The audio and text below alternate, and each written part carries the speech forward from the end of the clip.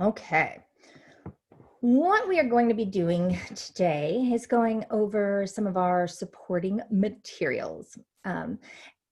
You thus far in the class have been able to lay out a thesis statement, and we now know what you are going to be talking about and how you are going to be telling us about that, those main points. But those main points can't simply stand on their own. Let's look at, where these things started is not enough of detail. So what do we need to do? We need to explain our main points. We need to give detail about those main points and start to bring it to life so that we can understand the what of your speech.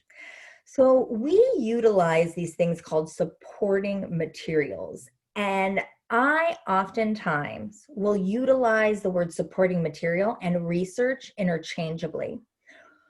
I want you to note that when I say research, it simply means that you're going out to wherever. And when I say out, that just means you're clicking away on the library, you're looking through the internet, you're searching through books, you're looking through an old manual somewhere. You are out there researching for support to your speech. People will oftentimes think research means persuasion, and that we are like, if I'm going to go find research, I have to prove something. Your informative speeches are already truths. They're already things that have been discovered in the world, established in the world, written down and factualized through different methods. So because the central idea, your specific purpose, is not urging us for persuasion, there is not going to be a need for you to find support or research that's going to prove anything. Instead, you want to describe everything. You want to explain everything. You want to make it more clear to us, to illustrate to us, to provide that knowledge. But your job is not to prove. Instead, it's simply to represent the information and pass that on to us. So, if you keep that idea in mind, just going forward, and if I say the word research, don't think that it has to be something persuasive. Although supporting materials will be used in your persuasive speech, how we use it, articulate it, and how we start to choose different types of supporting materials will change. But for now, think about looking out for your research and looking for support that is going to help explain. Remember, looking for experts and authors who have already spoken that idea, potentially to your age group, to your college group, to a group of potentially public speaking students, who knows, and take their same language and utilize it and bring that, bring that into your speech. So I'm going to pull forward and go into some of these different types of supporting materials. If you're following along in your packet, you are more than welcome to open up to supporting materials. There's something there. And you can, of course, write along with those if you would like. I'm sorry I didn't tell you that earlier to get that out and going for you. And I wish I don't have my folder right here, so I can't tell you what page it's on. But it'll say supporting materials at the top. It'll have example, statistic, testimony, and you can fill in some of the information alongside of it.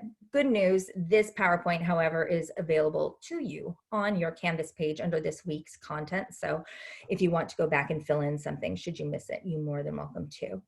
So three major types of supporting materials: example, statistics, and testimony is the one I'm going to go over, or the three I'm going to go over. There are, of course, other different types and methods of supporting materials, many of which you read about in your reading maybe this week, things like descriptions or potentially definitions. We also know that visual aids are providing support to our ideas. You will be required to use a visual aid in this speech. You're required to use one, and we'll talk a little bit about that as well today, because I'm going to show you some examples of visual aids that may or may not work so well. So let's get started and look at our first type of supporting material, which is an example. And you may be saying, really, Amanda, example? Have you not done this? I've been doing examples my whole life, right? Like, how many times have you said the words, for example? In your whole life? A million, huh? So with that being said, an example, oh, good. The page 25 is the supporting materials, everybody, page 25, just in case you were looking in the packet. So an example, let's go ahead and take a look, is a specific case used to illustrate or represent a group of people, ideas, conditions, experiences, or the like. So Taylor, do you mind playing along with me real quick? I'm just gonna unmute you. Hi. Hi. So if I'm looking at this definition, could you first tell me what the word illustrate, oops, so sorry, hon, what the word illustrate means? Show. Yeah, to show, right? To show. So what are, have you ever heard of an illustrator? Mm-hmm. So what do illustrators do? Draw. Draw, right? What do they draw? Pictures usually that accompany words or from words. Like One they second. draw. Lots of Dylan, Rose, your headbands are, I'm not sure, but I think they're out on the table, darling. Sorry, everybody. Okay, continue. I'm sorry, Taylor. Oh, I was just saying, they illustrators draw like I don't know drawings and like they paint things. I don't know. They work with different mediums to create images. Absolutely. Often, like if you wrote a book, Taylor, and you're like, oh gosh, I wrote a children's book, I need an illustrator, right? It brings the words to life. And that's what each of you are going to be doing. You have created an idea and you are going to need to illustrate and bring to life what that means. So these specific cases that we are going to illustrate, we are going to paint a picture in their mind or perchance draw, sketch, but something that's going to bring what is happening to life. So thank you so much for participating. So then it says to illustrate or to represent. So Layla, will you play with me real quick? Mm-hmm. If you even take that word and you said the words, oh goodness, where did I lose you? There you go. And if we said the words represent, what does that typically mean for you? And even if you break down the word, it helps. To the two. Represent, represent. Right there. Yeah. Yeah. That's funny. I've never thought about that before. I hadn't either. One of my grad school instructors told me that. So just note like how long it took me to get this idea of represent. It makes so much sense. I mean, when you say like I represent, like individuals will oftentimes, I don't know, like socially, culturally represent a part of their essence, their being. If you think about it like in hip hop, represent, right? Like you're representing your state, maybe like even your city. If yeah, you it's kind of like to be the face, yeah, the segue for the information. absolutely. The vessel of communication. Yeah. And it's important to note that we want to, I mean, we can illustrate an experience that potentially has happened to us, but if we are representing information, it's important to remember who our audience is and who we are speaking about. I have not walked in a lot of other people's situations, experiences, skin, gender, sexuality. Like I haven't walked in all those experiences. Oftentimes, we will represent their experiences to the masses so that we can start to understand what the conditions are like, what their daily jobs are like, what they go through. So it's not only important for us to remember with any type of examples that we are giving that we want to make it clear, that we want to illustrate it, that we want to paint a picture for our audience, that we want to make sure that we are representing all aspects of a situation or a condition or an experience. But we also want to make sure that that is remain mindfully, that we are ethically representing these individuals in a way that is in fact truthful. So with this idea of examples, there are 3 different types of examples that one can use. You've utilized them all before in your life. The thing that I'm going to do is give you a definition, and then I'm going to tell you how or when to use them in your speech. And it all depends upon a little something called the audience and the topic. So there are three different types of examples, and the three are brief examples, extended examples, and hypothetical examples. Let's go ahead and start off with these things called brief examples. So brief examples, and I'm just gonna hide this. Sorry, everybody. Hide. Nope.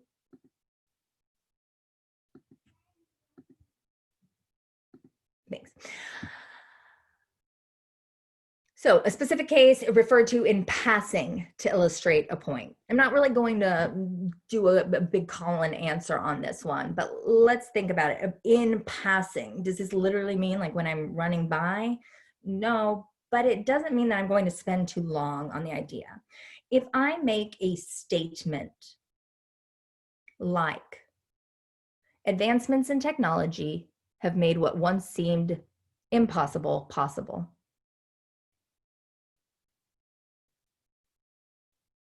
Are any of you confused with that statement? I would like another example as well. For example, all of you have come, for example, the iPhone over the past few years has developed technology where now not only am I talking to somebody and hearing them, but I can also see them wherever I am, something I never thought would be possible. And that is a brief example. Now, it's funny because I was looking at your face while you were reading the example. Advancements in technology have made what once seemed impossible possible. And I saw you, Magali, go, like, oh yeah. But she wanted to make sure she was on the right choice. So I simply reinforced it with a quick example, like the iPhone. I never thought I'd be able to see somebody and talk to them on the phone. But now wherever I am in the world, I can see those people and it's amazing. Right? So that's an advancement in technology. But the reason that it also is a brief one and that statement I utilized to work for you is because I had to think, well, who is my audience? And I wanted it to work for my audience. What do all of you have in common with that statement that I made first? Advancements in technology. You've grown up as a technological, we've all grown up at some point of our life with this technological insight and understanding. We've seen the changes in technology, in fact, happen over time, going from like the phone to, oh my gosh, now I can do this. It used to be just like, I'm texting and now I'm actually seeing somebody. It's crazy. I don't need to go through all the technological changes that have happened. In fact, to do a speech where then I laid out all of those things would make it seem like I was talking maybe down to you or like it was a level below. And so therefore, knowing my audience, knowing what they know about my topic, that helps me to decide how far I need to go in my description to truly illustrate what I'm talking about. Trust yourself and your knowledge in I have done enough, I have gone far enough. But these brief examples are used when your audience already knows a lot about the topic, when they have the insight and you want to reinforce to them, as I just did in that example, with something simple to make sure that you're all on the same page and that it's clear. Does that make sense? Yay! So that is a brief example. Now, maybe we need to move forward. And by the way, I made this PowerPoint. I'm using the deck of this old 2007 one, but I made this PowerPoint this morning. And when I did it in my other class, it was really funny. Okay, here we go. So here is my brief example. So let's say I was talking about pit bull dogs, right? And then I wrote this example. Pit bulls are some of the most abandoned dogs in California because they have been labeled dangerous.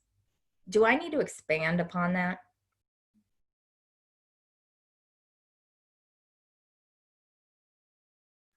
I would say yes.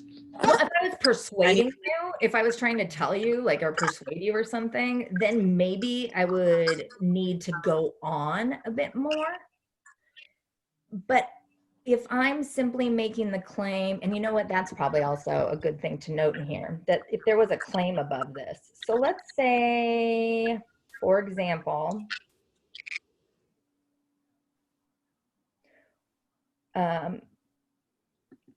even if I said, oh, how about if I broke this into two sentences? Pit bulls are some of the most abandoned dogs in California, period. One reason is because they have been labeled dangerous, right? If this is an informative speech, I'm not trying to persuade you, that would be one of the reasons. I don't think I would need to go in it. Why? Because we are so aware of the stigma against pit bulls in society. If you know about a dog who is dangerous, you will automatically put that picture probably in your head. We've created that image for you. And so I don't feel like the audience needs to go on and on about something like this. So in turn, that would be something like a brief.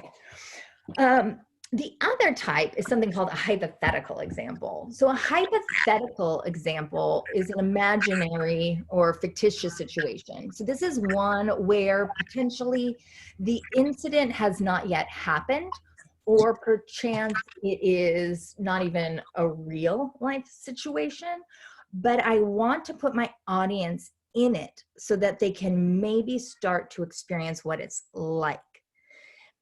Again, with the example, we have to be very careful. Often I will hear things like, so let's see about,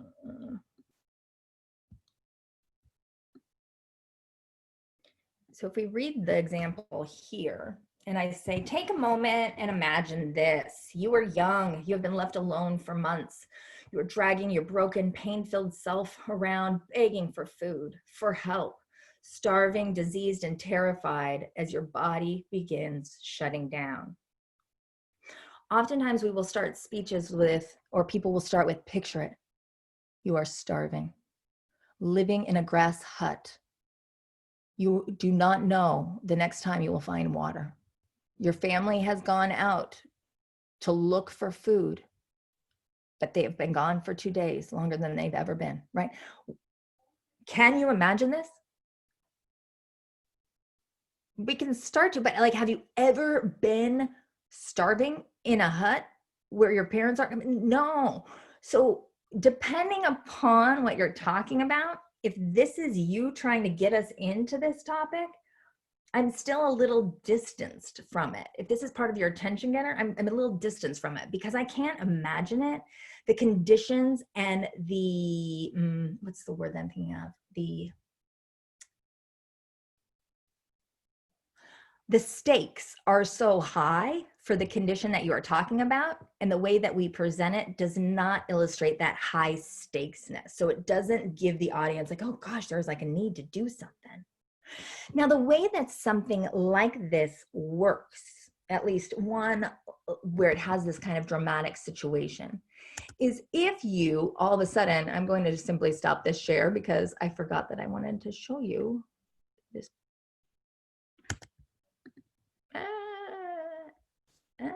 Where's my test? Hold on, everybody.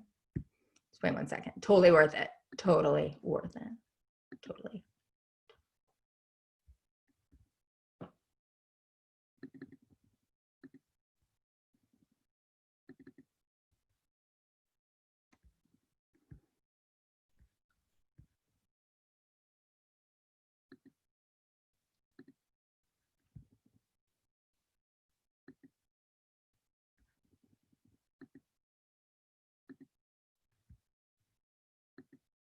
Okay. Do you all see Thor here? Yes? Okay, this is a dog. Which one? Oh, the one. It's funny enough, that is the exact same dog. Oh, really? This is Wow. Thor. Oh, He saw him. is the person, the young one, who is dragging his body, starving, hungry, diseased, broken, could not even like walk. This is him today. My girlfriend Leah is now his foster, and it's amazing. Oh, I'm so sorry. He has made it. I'm going to send you her Instagram. His name is Thor the Miracle Dog, and you can go and follow the things that he did. He just started like gallop running. I mean, he now like runs, y'all. They said he'd never run. She has like My mom watches dog rescue stuff all the time on her TV, so I'm like used to it by now. It just gets me every time. Every time. I mean, there's just the humanity of the, but that's the thing too, is that Thor's story has changed and moved so many people. It's magical what she's been able to to do with this. And it's funny because she's a public speaking instructor as well. So all these little ways that she wants to do that. Anyway, so let me go back to my PowerPoint of fun here. So if we, oh, no, you don't want to see that. It's not my, there, all right. So if we go back to now this hypothetical example that we're looking at, when we reveal who that is, potentially, it puts us in a bit of a different situation. Now, maybe we can see, because the stakes with humanity versus animal, oftentimes different. I'm still drawn in, but at least now we see what this hypothetical situation relates to. If you've ever watched any type of, what is it? Like any documentary that's ever talked to you about climate change. You ever watch like An Inconvenient Truth or An Inconvenient Truth 2? They did win an Oscar, but it was by Al Gore and it was talking about climate change. And the whole thing is pretty much a hypothetical speech. Nobody can get in their time machine and travel to, 2050 and say, all right, well, here's what carbon had done. We were right, y'all. But what that movie did is it creates this hypothetical situation. It starts to paint and illustrate a picture for you about what the world would look like if you continue your carbon intake this as going. So think about hypothetical examples like that can be similar to your class, that they can share in those experiences. Hypothetical examples, as we'll get into talking about a little bit more as well, they are effective, of course, in as much as your audience can share that same understanding and that same knowledge. But, well,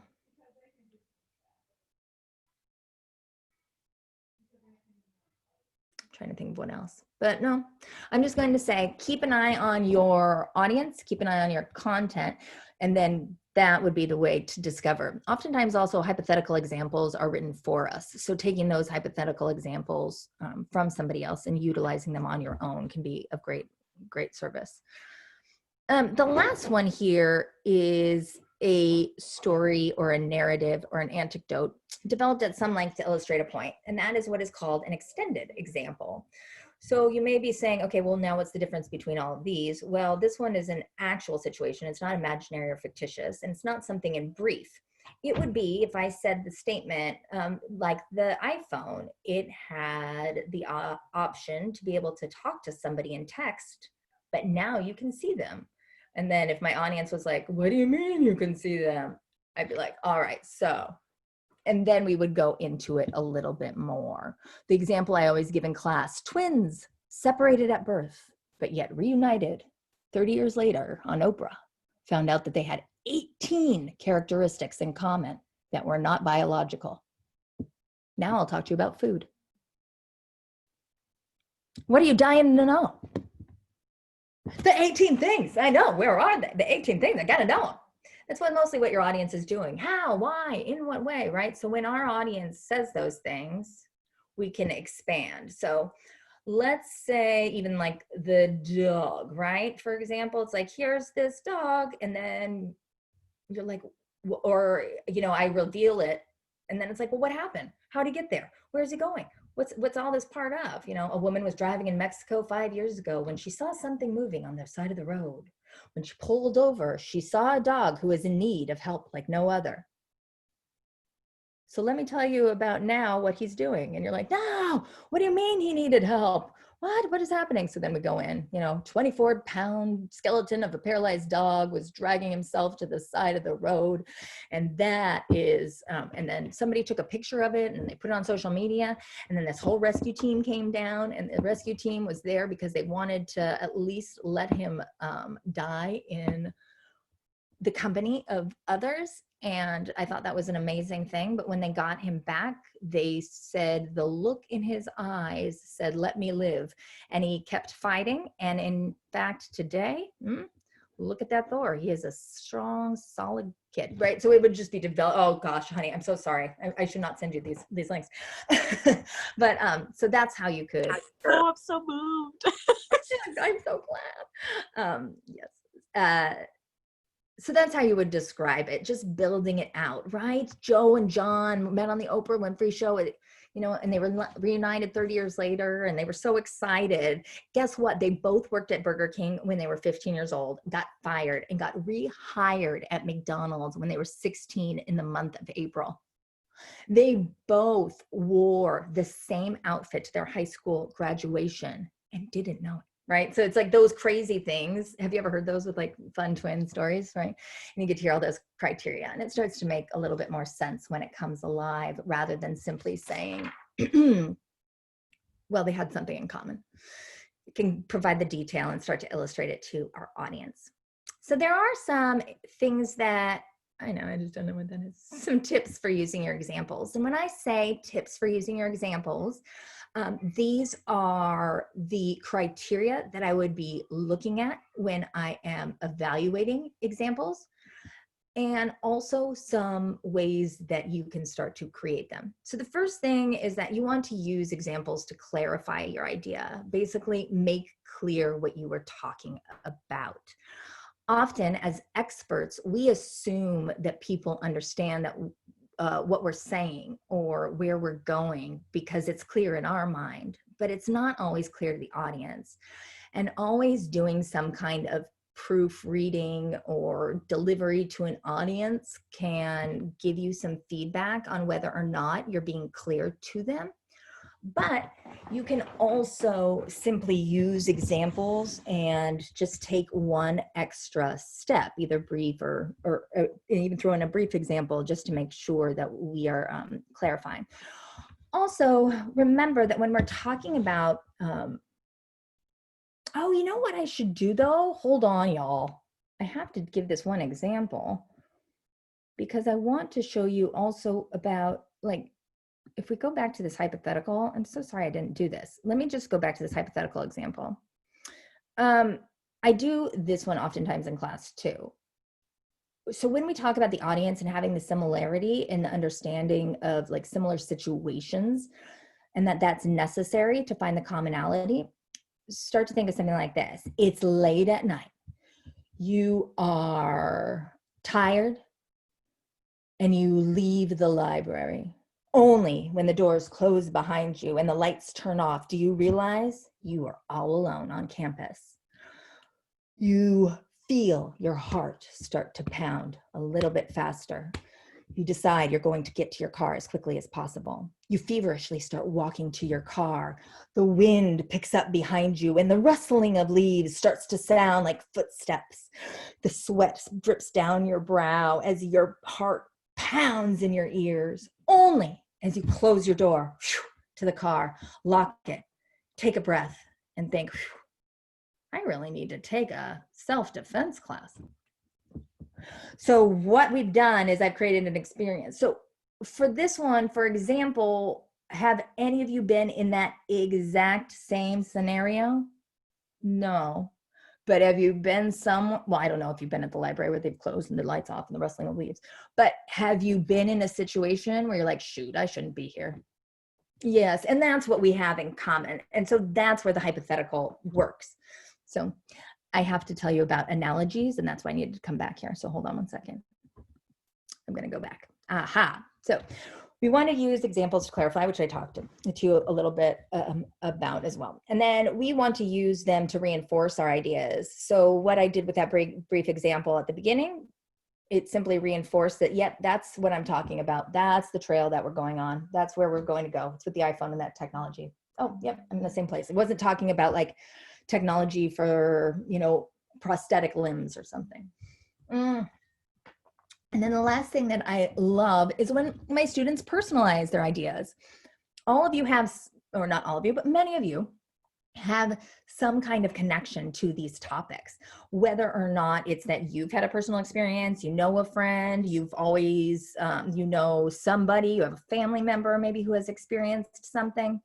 If you have a close relation or you have your own personalized experience with your topic, use an example that it happened to you. It not only builds your credibility, which is your ethos. That's what Aristotle refers to as our common day, credibility. And credibility meaning competence. Look at how competent this individual is, that they know what they're talking about, that they have knowledge, know-how, expertise on a topic. So it not only builds your own competence of credibility, but it also creates an identification. There's a scholar named Kenneth Burke, came up with this idea called identification in communication. This concept, and I don't know if anybody's like religious with this concept, but like consubstantiality, this idea is about what lies in me also lies in you. That if I can create that common bond, it's going to make things more exciting. Barack Obama did this so beautifully. He used to do a first day of school speech to students. And so one of his first day of school speeches, I used to love using it. And what he would do, he came out and he talked about how early it was, and he knows. And he would talk about when he was a boy, how his grandma would make him get up at 4 just to do extra work before he went to school. So he knows how hard it is, right? And then when he talks about examples, he was talking about like how when he goes out to play basketball with his friends, or when he plays like Xbox with his friends. And it was very cute in the way that he was utilizing those examples. Cute, it's a bad word because it's simply a strategy. He was creating identification so that students wouldn't think, what does the president know about me having to wake up early and go to school?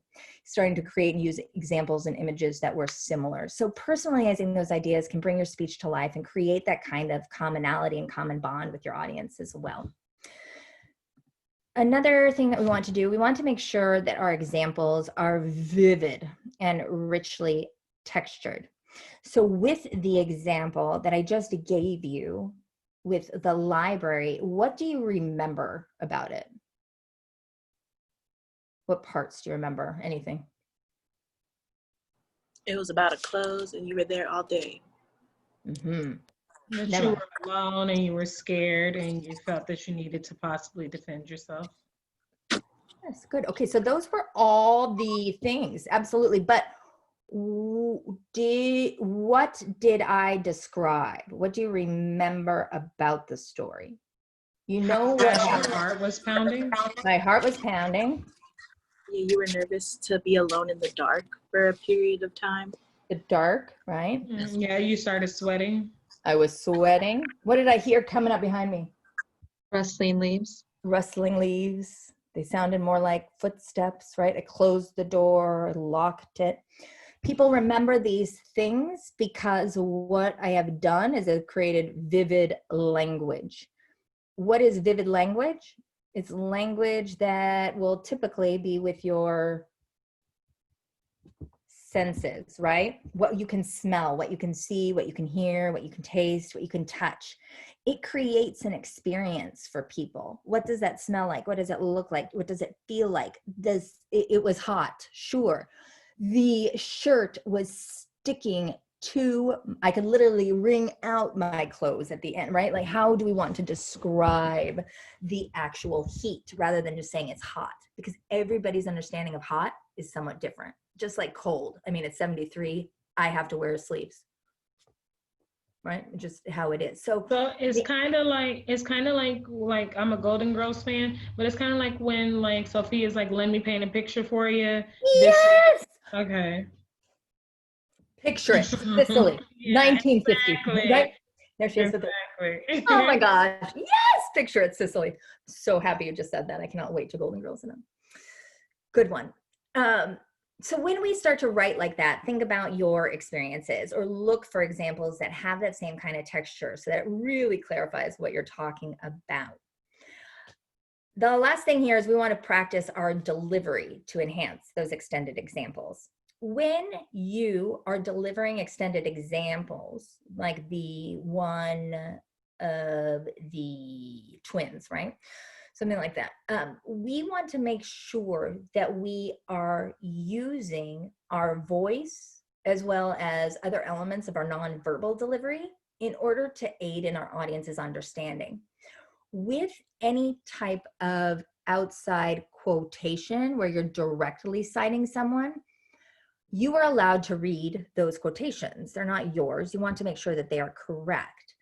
And when people start to read other people's examples, oftentimes the delivery can fall a bit because we get in that pattern of reading, and our reading voice isn't always, interesting the first time.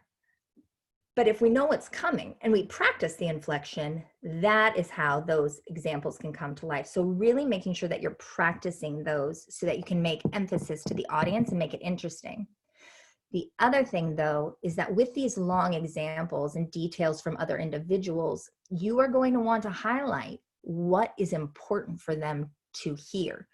And using some kind of inflection in your voice on those key words that you want them to focus on will be important as well. So keep in mind how to highlight the parts of your examples that you're giving, and also simply note that when reading it, it may fall a bit flat. So practicing some emphasis beforehand can assist in making sure that that happens.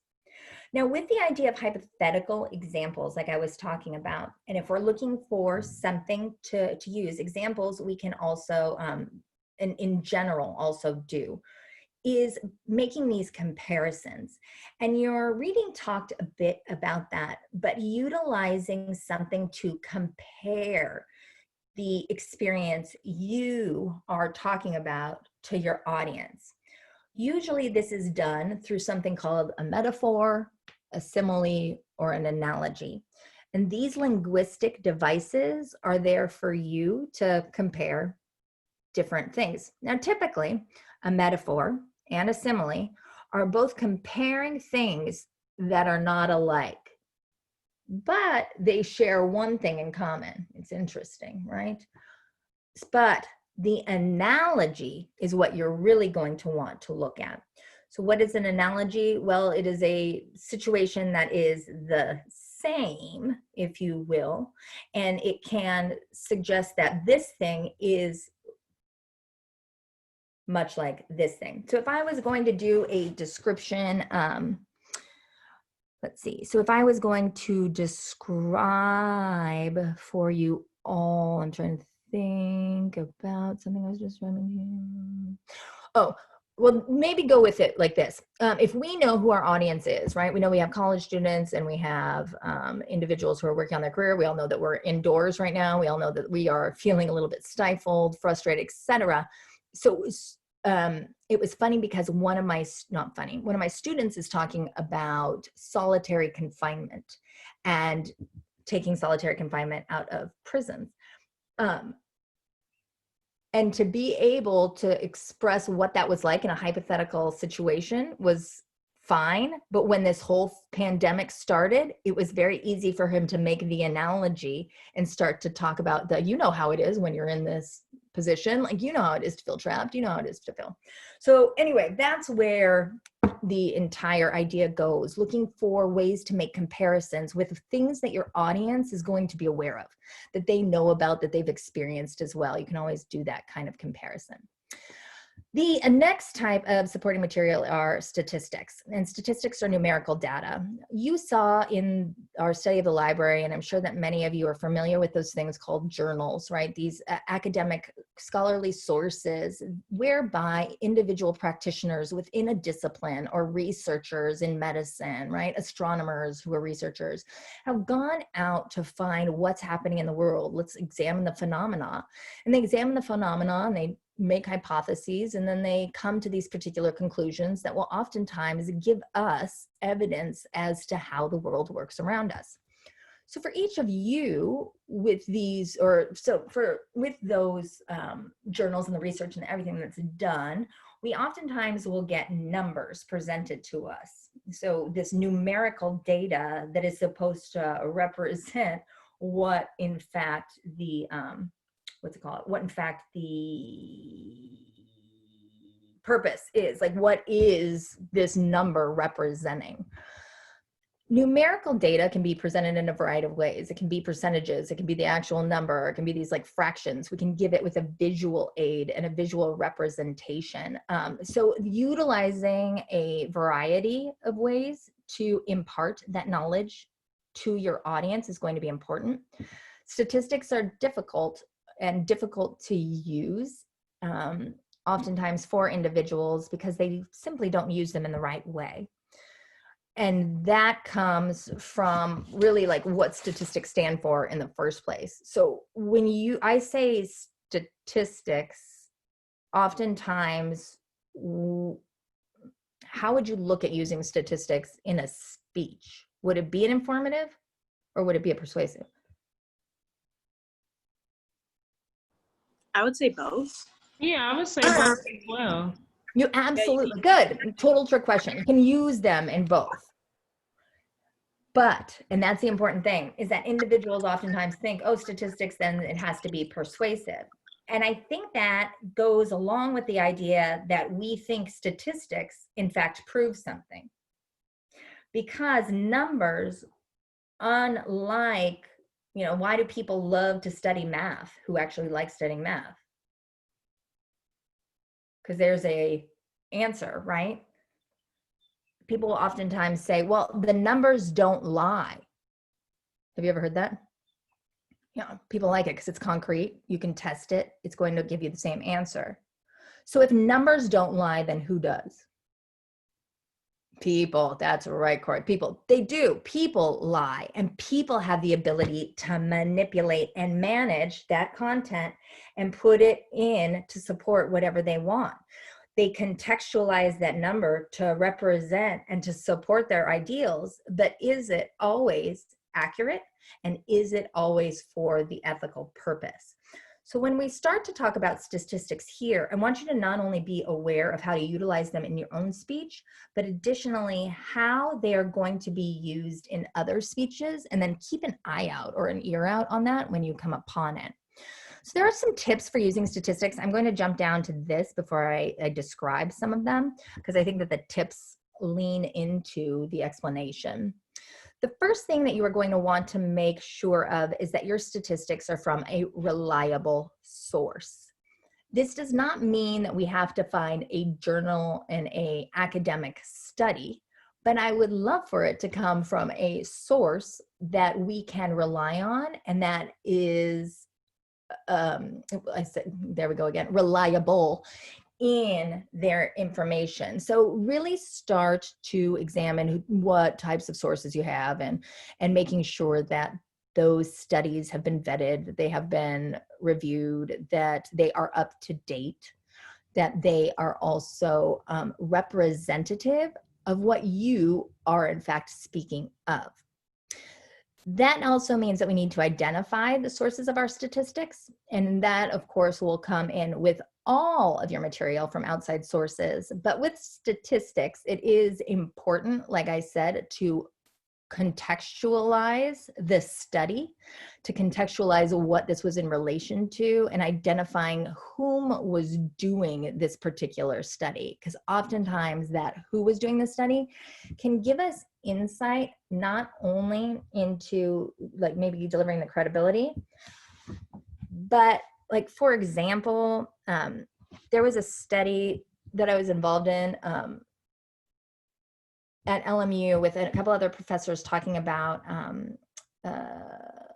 like sexual, it was in the hookup culture, basically hooking up culture, right? And there was a study done that showed condom use had been increased significantly over the past like so many like years.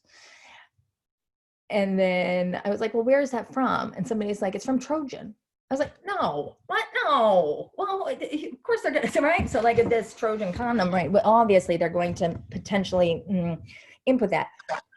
That's their, that's to support their, sales or whatever. Absolutely. Like, look, everybody's doing it. Now, in fact, had their sales gone up? Sure. And again, what am I presenting it with? Like you said, it can be used in informative speaking and persuasive speaking. We can say like, Trojan has said that their condom usage has gone up. People are also using blah, blah, blah, blah, blah. So we hope that individuals are being supported, whatever. If we were saying it's the best one, I'd watch it. What I need to do. Let's do this one. Use statistics sparingly.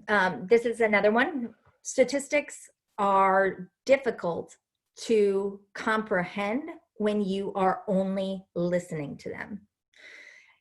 It is always suggested to have a visual representation with your statistic, but in general, use your statistics sparingly and strategically.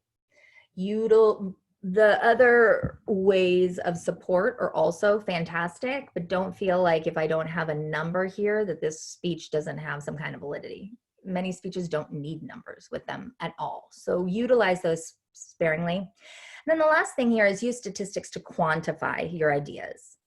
And so what in the world does quantify mean?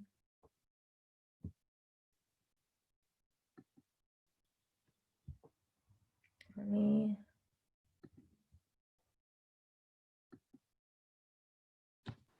You're asking us?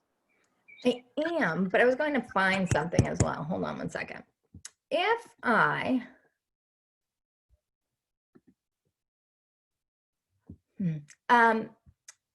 let's do this. Make something measurable. Ah, I like it. It does make something measurable. With what? Numbers. Okay, good.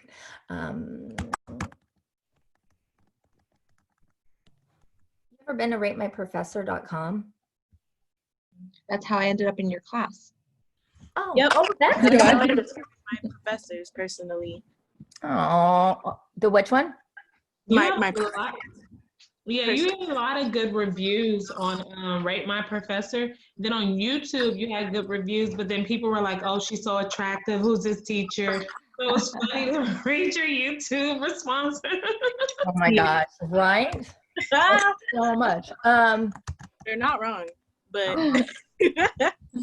Oh, girl. No, you're getting me. Thank you. I'm going to look, I'm just going to do this real quick. My computer is needing to plug in. So give me a second. Oh my gosh, it's so slow. Are you there? All right, hold on. Let me go get my phone. oh, I see where you're getting at. Okay, I'm not gonna say I try to pick all my classes off of Rate My Professor. Me too.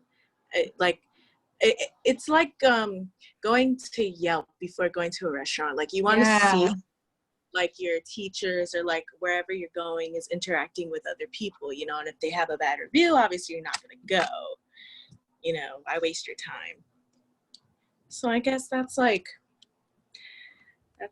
convenient, you know. Mm-hmm. Okay.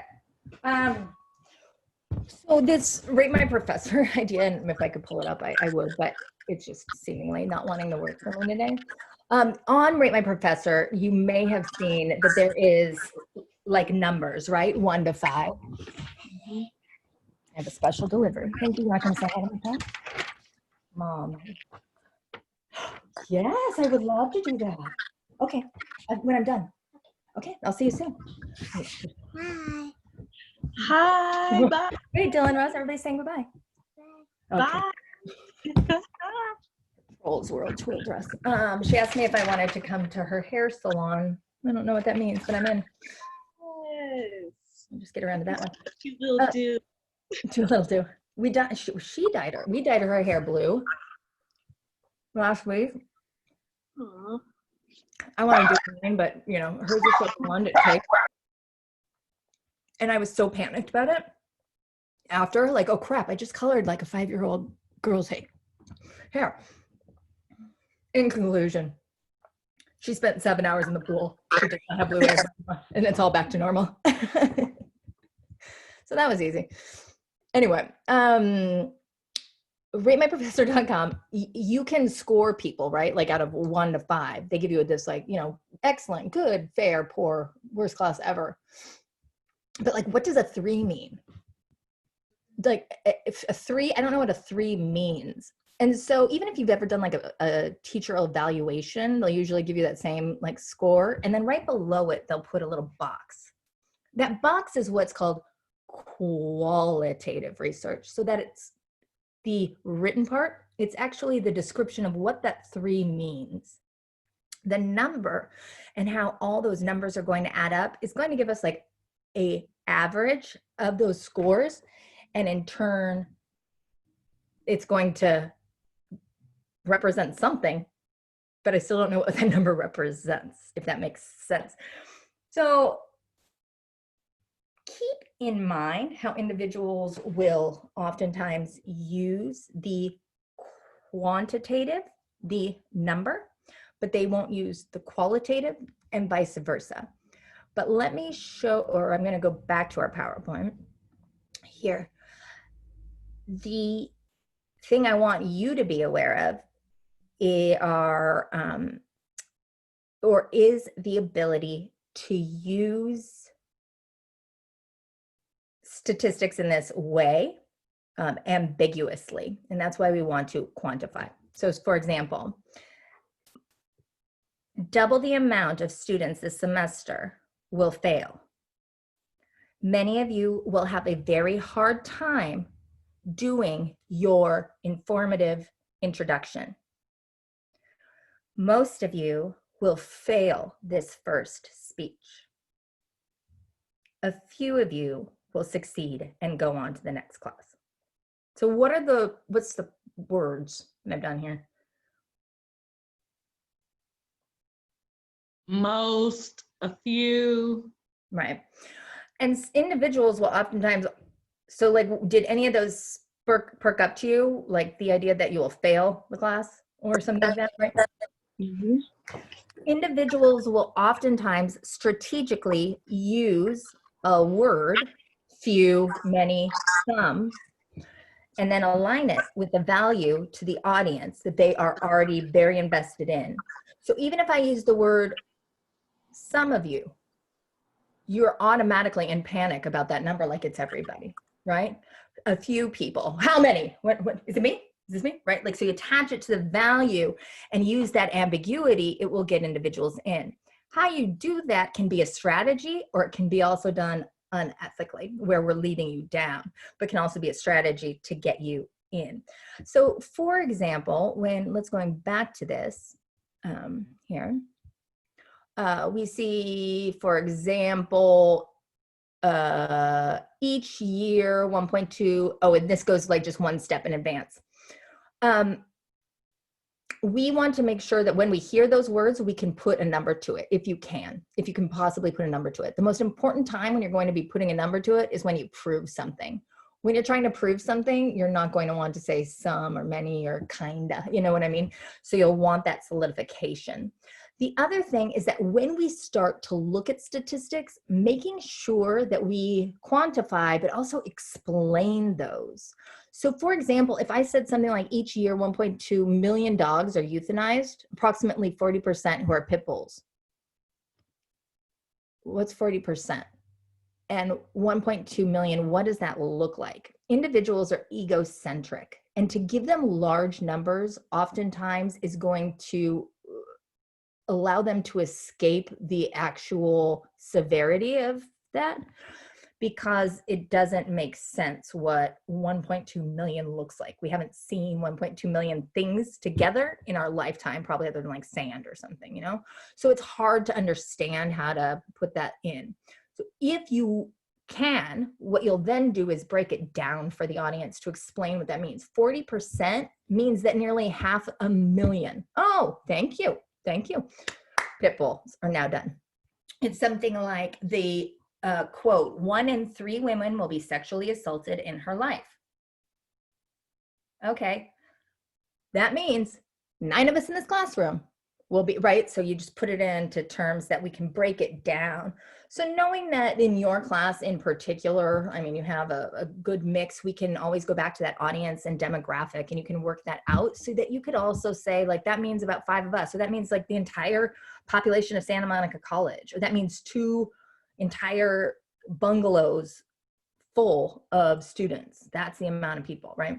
So however you can make it come clear to us and help us to understand that as well. Again, going back to utilizing that analogy or those comparisons for us to have that clarity. The other thing that you want to do is you want to round off statistics. There is, like, so for example,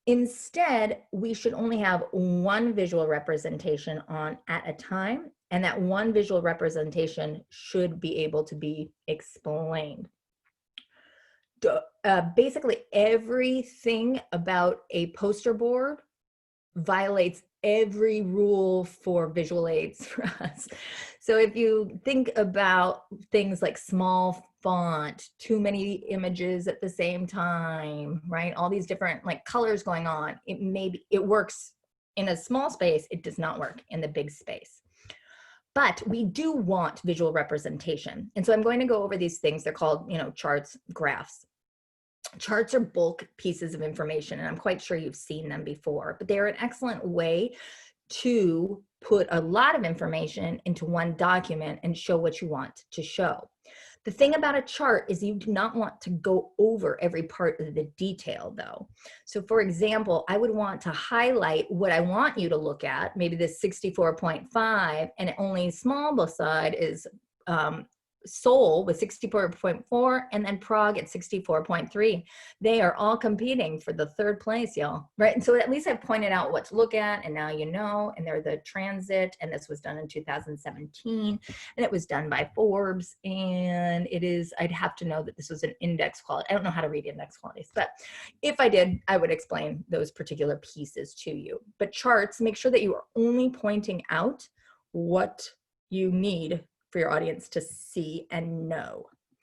If they don't need all that information, then perchance breaking it down to some kind of graph and then putting the comparison of the in there instead. So a bar graph is one that's used to compare data. And for any of those mathematicians out there, if I was looking at this graph, these two sides are called something. Do you know what? Yep, they're called the X and the Y axis. Have you heard that before? Mhm. You know, who may not have is a lot of people in the audience. So although you may be a statistician, try not to be like on the X axis, on the Y axis, right? Instead, we'll just like on the bottom is what we could do. And so that you know what is being compared will always be at the bottom, and the numbers will be on the top, same thing. So what's being compared here, and then the numbers. Now, the interesting part about numbers like this is it jumps from 120 to 140, and there are these 20 number increments. When there's a 20 number increment, that suggests that potentially something like this Spain red line, I don't know what that number is.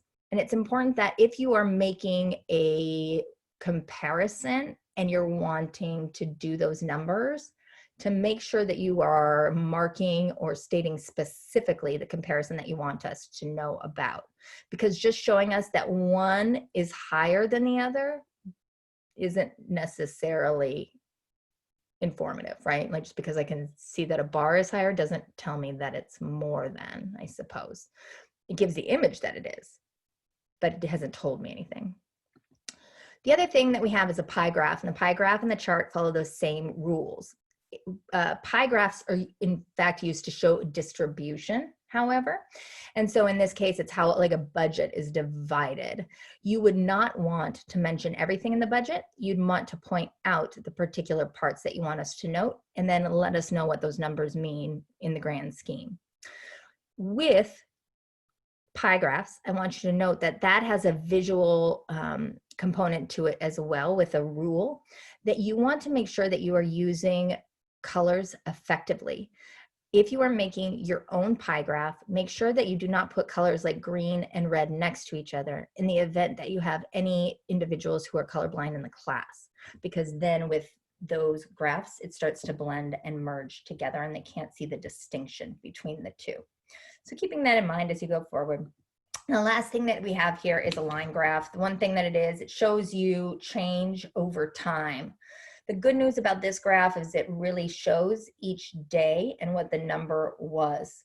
Clearly, too many reps on Tuesday was unable to help this person on Wednesday, right?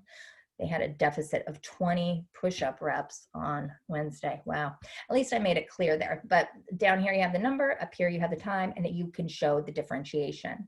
With the line graph, you can of course use two things as well to compare those changes if you wanted to, but it would be, just the two of them there.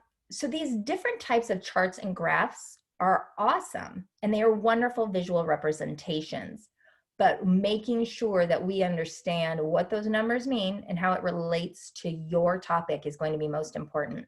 And so following some of those general guidelines that I went over and those tips for clarifying and showing and explaining and rounding can hopefully help. With the two there, let's see. So we now have our, oh gosh, y'all, it is really over time. It's like 10:56. I don't think we're done until 11. I don't know what time this class is over.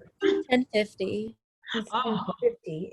No, you already power up. Oh, are they gonna go right now? Well, how much time? 11. Are they here? Okay.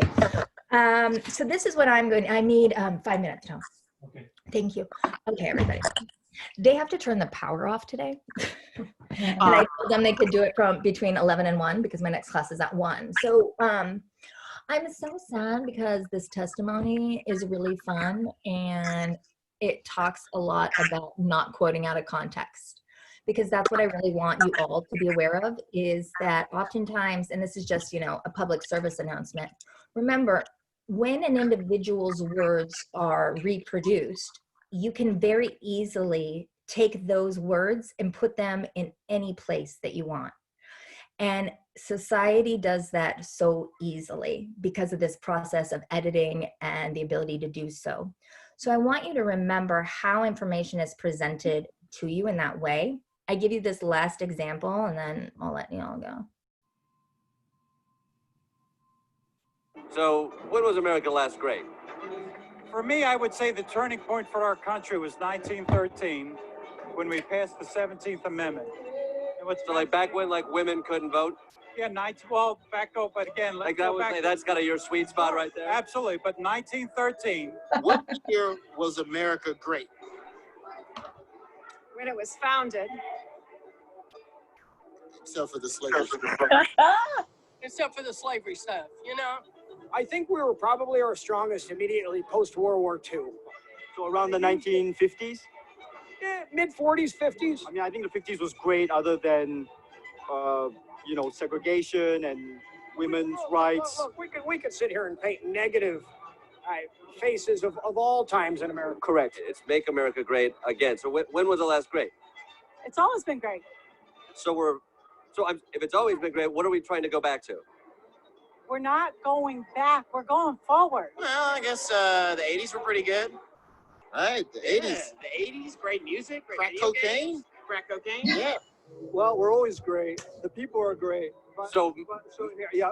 so America is great right now. So we did it. No, we didn't do it. America became great when the founding fathers put pen on paper in 1776 and decided to build a country based on laws. Right. That was greatness. That was awesome. Yeah. Other than the slavery, obviously, that was terrible. And But we did have that. Yeah, we did have that. And the Indian thing, right? that was terrible. And the women's voting thing. But other than that, that was awesome. A few hiccups along the way. Yeah. Like I say, Oh my God. nobody made it to the top without breaking a few pieces of china. That wasn't an insult, by the way. All right. Oh my God, the awkward silence. That was The everything. Daily Show, a leftist show to begin with on Comedy Central, so we know that it's comedy. But the fact remains, we have now pandered to individuals who are already against Trump to continue to perpetuate that these individuals, in our mind, all individuals who support Trump are potentially uneducated, sounding like they don't know what they're talking about. But that's because that mantra doesn't work, because it doesn't make any sense. They sound ignorant to issues of cultural sensitivity. They clearly sound racist. It's all those ideas that they wanted us to believe anyway. Although done in a joke, we see how very easily, if nobody did have another idea about what, like, not all persons who support Trump, not all persons who whatever, but that could potentially be very damaging and toxic in the wrong environment. Fun, because I love it, but and also it panders to me because I'm like, it's So true. But long story longer. Anywho, this will talk about quoting out of context, and I will talk about paraphrasing. And I'm going to do that in that little follow-up video where I tell you a bit about how to cite your sources out loud in your speech. So I will make that little video to finish up with this part for y'all. And then I will post it to our content area, and I will also make sure that I put up our assignment with a little video too. Sound good?